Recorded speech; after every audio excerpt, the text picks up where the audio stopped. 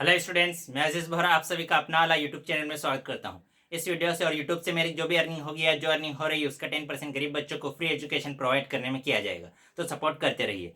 तो आज हम 9th क्लास साइंस में जो फिजिक्स का पोर्शन है चैप्टर नंबर 10 वो हम पढ़ रहे थे। उसका आज हम टॉपिक पढ़ेंगे motion of objects under the influence of gravitational force of the अर्थ। क्या है आज का हमारा टॉपिक? आज का हमारा टॉपिक है motion of objects under the influence of gravitational force of the अर्थ। इस टॉपिक को मैं बहुत ही अच्छे से बहुत ही इजी वे में एक्सप्लेन करने वाला हूं, इसलिए इस वीडियो को पूरा देखिएगा।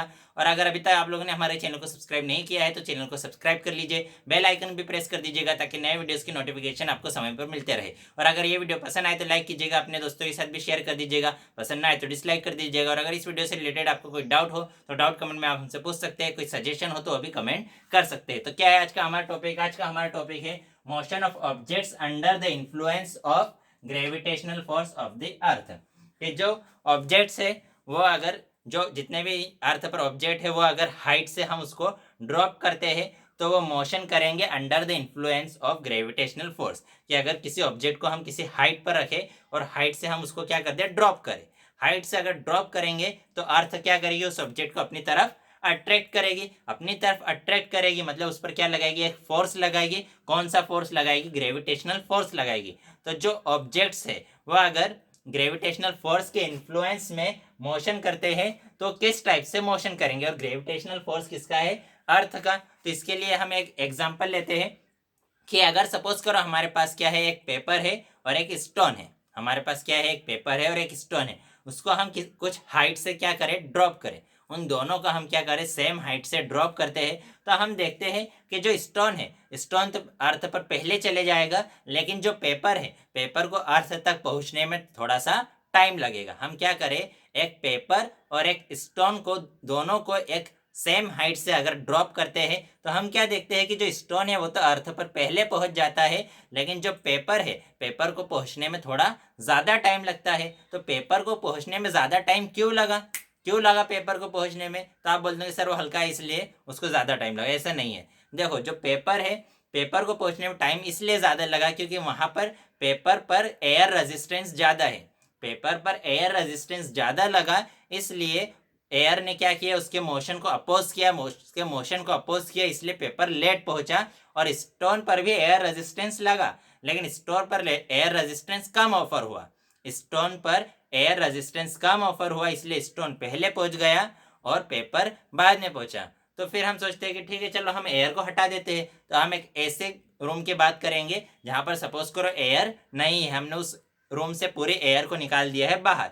तब उस रूम में एयर नहीं है अगर, तो हम उन दोनों पेपर और स्टोन को अगर सेम हाइट से ड्रॉप करेंगे तो अब जब एयर नहीं है तो दोनों पर कोई रेजिस्टेंस नहीं लग रहा है, उनका मोशन को कोई अपोज नहीं कर रहा है, तो दोनों सेम टाइम पर अर्थ पर पहुंचेंगे। जब सेम हाइट से हम पेपर और स्टोन को ड्रॉप करेंगे तो वो दोनों सेम हाइट सेम टाइम पर अर्थ पर पहुंचेंगे। तो ऐसा क्यों होता है? तो हमने पढ़ा है कि जो एक्सिलरेशन ड्यू टू ग्रेविटी है, एक्सिलरेशन ड्यू टू ग्रेविटी, जिसको हम किससे रिप्रेजेंट करते हैं, जी से। जी इज इक्वल टू क्या होता है, capital G capital M upon क्या होता है, R square. G is equal to क्या होता है, capital G capital M upon R square. मतलब अगर हमारे पास क्या है, कोई ऑब्जेक्ट है तो उस ऑब्जेक्ट का जो एक्सेलरेशन होगा, वो ऑब्जेक्ट अगर फ्री फॉल हो रहा है तो उसका जो एक्सेलरेशन होगा जी, उसकी वैल्यू कितनी रहेगी, capital G capital M upon R square, where capital M is mass of the earth, G R is radius of the अर्थ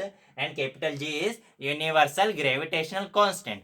तो इस फॉर्मूले में कहीं पर ऑब्जेक्ट का मास है क्या? यहाँ पर कहीं पर भी ऑब्जेक्ट का मास नहीं है। ऑब्जेक्ट का मास नहीं है, इसका मतलब ऑब्जेक्ट कितना भी बड़ा हो या कितना भी छोटा हो, होलो हो या सॉलिड हो, मतलब अगर एक बॉल है, इतनी बड़ी बॉल है, अगर वो होलो स्फेयर है या सॉलिड स्फेयर है, ठीक है, पूरी अंदर से अगर उसमें मटेरियल भरा हुआ है, या फिर सिर्फ फुटबॉल जैसी है कि सिर्फ बाहर बाहर ही मटेरियल है, तो होलो स्फेयर, होलो हो ऑब्जेक्ट या सॉलिड हो, बड़ा हो या छोटा हो, उन सभी का जो एक्सेलरेशन है, जो जी है, उन सभी की वैल्यू क्या रहेगी, सेम। उन सभी पर एक्सेलरेशन सेम रहेगा, मतलब उन सभी का जो एक्सेलरेशन है वो क्या रहेगा, कांस्टेंट। मतलब अगर हम इतना बड़ा स्टोन ले या इतना छोटा सा स्टोन ले, अगर वहां पर एयर नहीं है और दोनों को सेम हाइट से ड्रॉप करे तो दोनों सेम टाइम पर अर्थ पर पहुंचेंगे, क्योंकि उन दोनों का जो एक्सेलरेशन है उनके मास पर डिपेंड नहीं करता। यहाँ पर ऑब्जेक्ट का मास है क्या, नहीं है, मतलब ऑब्जेक्ट का मास कम है या ज्यादा है, इस पर उस ऑब्जेक्ट का एक्सेलरेशन डिपेंड नहीं करता। मतलब उन सभी का एक्सेलरेशन कैसा रहेगा, सेम रहेगा, सभी का एक्सेलरेशन सेम रहेगा।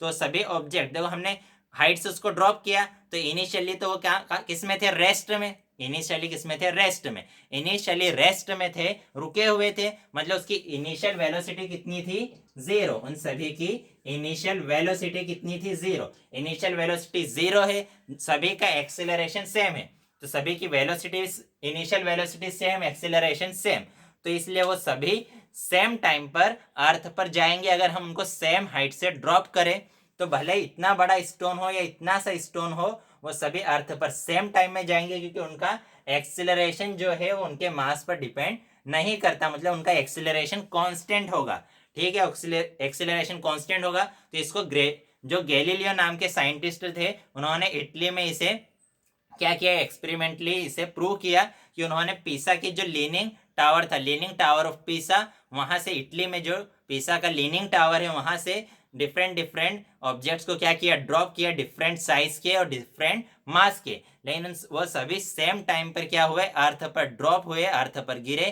तो यहाँ से ये प्रूव हो गया कि अगर जो ऑब्जेक्ट है उसका मास कुछ भी हो, उसका शेप कुछ भी हो, स्फेयर हो, सॉलिड हो या क्या हो, होलो हो, उन सभी का जो एक्सेलरेशन है सेम रहेगा। एक्सेलरेशन सेम है, इनिशियल वेलोसिटी सेम है, इसलिए वो सेम टाइम पर अर्थ पर जाकर टकराएंगे। तो उनका जो एक्सेलरेशन है कांस्टेंट है। एक्सेलरेशन क्या है, कांस्टेंट। एक्सेलरेशन कांस्टेंट है।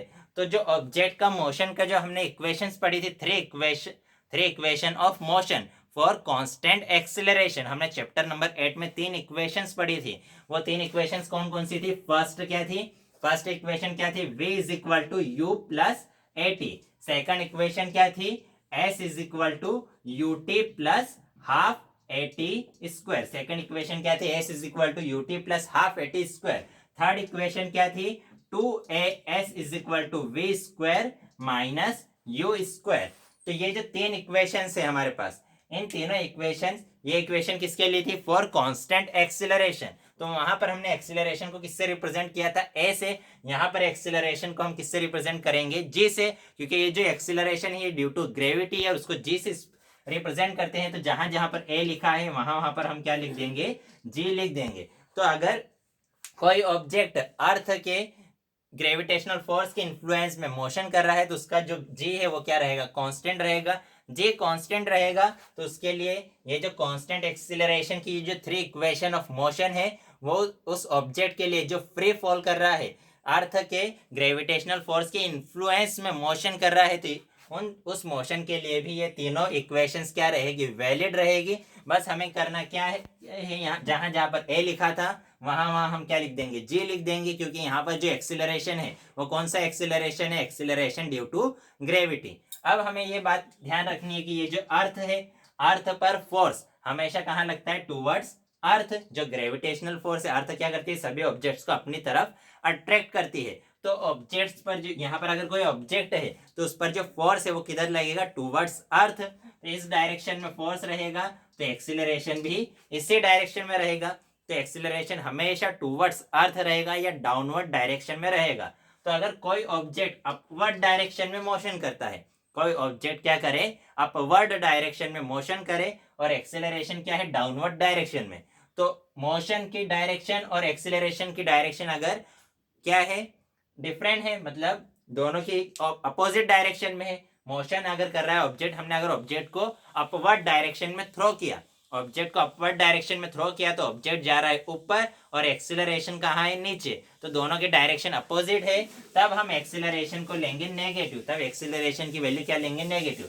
अब अगर ऑब्जेक्ट कहाँ आ रहा है, डाउनवर्ड डायरेक्शन में, ऑब्जेक्ट कहाँ आ रहा है, डाउनवर्ड डायरेक्शन में, और एक्सीलरेशन भी कहाँ है, डाउनवर्ड डायरेक्शन में, तब हम जी की वैल्यू क्या लेंगे, पॉजिटिव। क्योंकि देखो ऑब्जेक्ट इसी डायरेक्शन में जा रहा है, एक्सीलरेशन भी इसी डायरेक्शन में है, तो वो मोशन को क्या करेगा, सपोर्ट करेगा, मोशन को सपोर्ट करेगा। तो जी के डायरेक्शन, जी की वैल्यू पॉजिटिव। ऑब्जेक्ट जा रहा है ऊपर, और जो एक्सेलरेशन है वो लग रहा है नीचे, क्योंकि फोर्स नीचे है तो एक्सेलरेशन भी नीचे लगेगा, तो वो मोशन को क्या कर रहा है, अपोज कर रहा है, इसलिए जी की वैल्यू हम क्या लेंगे, नेगेटिव।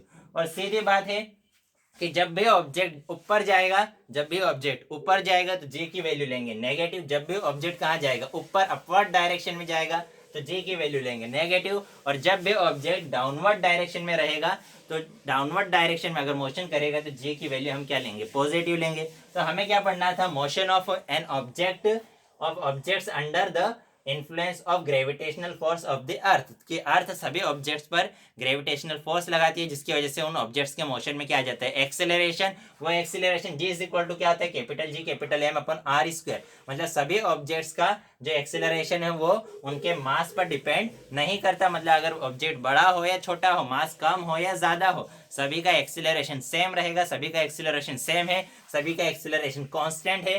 तो जो कांस्टेंट एक्सेलरेशन के हमारे पास 3 इक्वेशन ऑफ मोशन है, वो तीनों इक्वेशन ऑफ मोशन, अगर कोई ऑब्जेक्ट ग्रेविटेशनल फोर्स के इन्फ्लुएंस में अगर मोशन कर रहा है तो उसके लिए भी क्या रहेगी, वैलिड रहेगी। बस हमें करना क्या है, जहां जहां पर ए था एक्सेलरेशन, उसको हम रिप्लेस कर देंगे, किससे, जी से रिप्लेस कर देंगे, और जब ऑब्जेक्ट डाउनवर्ड डायरेक्शन में जाएगा तो जी की वैल्यू पॉजिटिव लेंगे, और जब ऑब्जेक्ट अपवर्ड डायरेक्शन में जाएगा तो जी की वैल्यू हम नेगेटिव लेंगे। तो आज की वीडियो में इतना ही, नेक्स्ट वीडियो में हम नेक्स्ट टॉपिक पढ़ेंगे। बाय।